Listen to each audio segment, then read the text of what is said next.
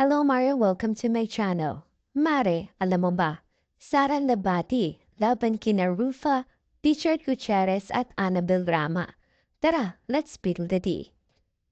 Nakapansin itong si Rufa Gutierrez sa larawan ni na Barbie Imperial at Richard Gutierrez na nagpapakalat sa social media. Agad itong na-highlight ng mga netizens na nagsasabing posibleng simula na ito ng kanilang ugnayan. Sa panibagong post ni Barbie sa Instagram, hindi nakaligtas sa mata ni Rufa ang larawan. Ang larawan ay pinag-usapan din dahil tila nagkasama sila Richard noong Holy Week. Caption ni Barbie sa post, Happy Easter. Napakomment naman si Rufa, Fresh. Hindi rin nagpahuli ang netizens sa napansin at pagtulak ng kanilang mga espekulasyon sa sinabi ni Rufa Gutierrez. Comment pa ng mga netizens, pa-soft reveal pa lang daw muna. Dagdag pa ng isa ay may pa-comment na siya supportive sister. Unang napabalitang magjowa sina Barbie at Richard Gutierrez nang maispatan sila sa isang bar. Matatandaan na hiwalay na si Richard Gutierrez sa dating asawa na si Sara Labati na iniintrigang may bago na ring jowa. Ano kaya ang reaksyon ni Sara Labati tungkol sa lumalabas na isyong ito?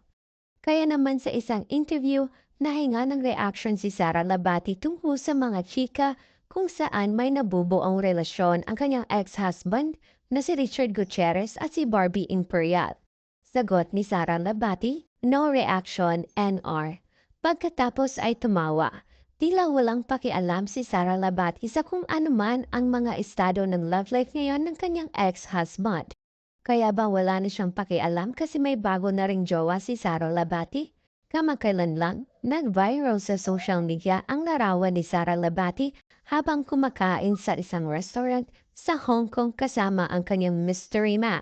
May nagpasa lang sa akin ng mga litrato ng sightings sa isang kababayan na sobrang avid viewer. Nakasabay daw niya sa isang restaurant sa Hong Kong si Sara Labati. Pahayag ni Ogie Diaz sa kanyang YouTube channel. Nasa kabilang mesa si Sara Labati at merong kasamang lalaki si Sara. Dagdag pa niya. Paliwanag pa ni Ogie Diaz sa kanyang showbiz update vlog, hindi natin alam kung ito ba ay bagong manliligaw ni Sara o baka naman kamag-anak ni Sara. Sa isang interview sa media, mariing iginiit ni Sara Labati na ang foreigner na nakunan ng litrato kasama niya sa isang restaurant ay isang kaibigan lang. Pahayag ni Sara Labati, I went to Hong Kong to experience and see Art Basel. It's always been a dream of mine to check it out and I was happy that I was able to go.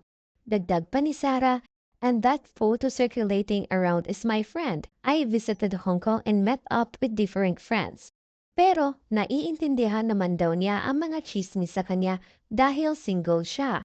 Pagpapatuloy pa ni Sara, it is unfair. It is bothering me? No.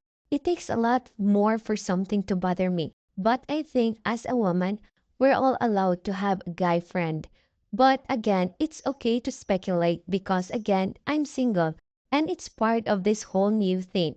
Nagsalita naman si Rufa Gutierrez sa mga isyong lumalabas sa social media. Isa rito ay ang pagpapahayag ni Annabel Rama na hindi pagboto kay Sara Labati at mas pabor ito kay Barbie Imperial.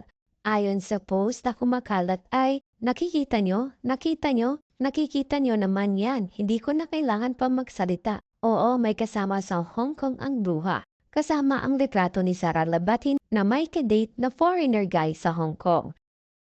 May isang post din kung saan inamin ni Annabel Rama na nagbakasyon si Richard Gutierrez kasama ang nalilib na si Barbie Imperial. At dito nakasulat na mas boto si Annabel Rama kay Barbie Imperial para kay Richard Gutierrez at di hamak daw na mas mabait ito kaysa kay Sara Labati. At dito na nga nagsalita si Rufa tungkol sa issue na ito. Hindi daw ito totoo. Ayon kay Rufa, narito ang kanyang pahayag. My mom has not uttered a word. Things are peaceful at the moment. Let's keep it that way. Marami naman ang nagkomento sa post ni Rufa Gutierrez at tila kumampi sa kanya. Narito ang mga komento ng netizens. Tapos yung iba kung makakomment kala mo kung sino, di mo na inaalam kung fake ba o hindi yung mga nababasa. Di nila alam na madali lang mag-edit ngayon. Kaya ako mas naniniwala ako pag binalita sa national TV kesa dito sa social media. Comment pa ng isa, Ludi Rofa, dapat lang ipagtanggol si Madam Annabel. I meet you guys personally, mabait kayo mang-ina. Sa ngayon ay si Sara Labati ay busy sa kanyang TV series na mapapanood sa TV5 at ito ay ang lumuhod ka sa lupa at talagang kinakareer at binabalansin niya ang pagiging working mom.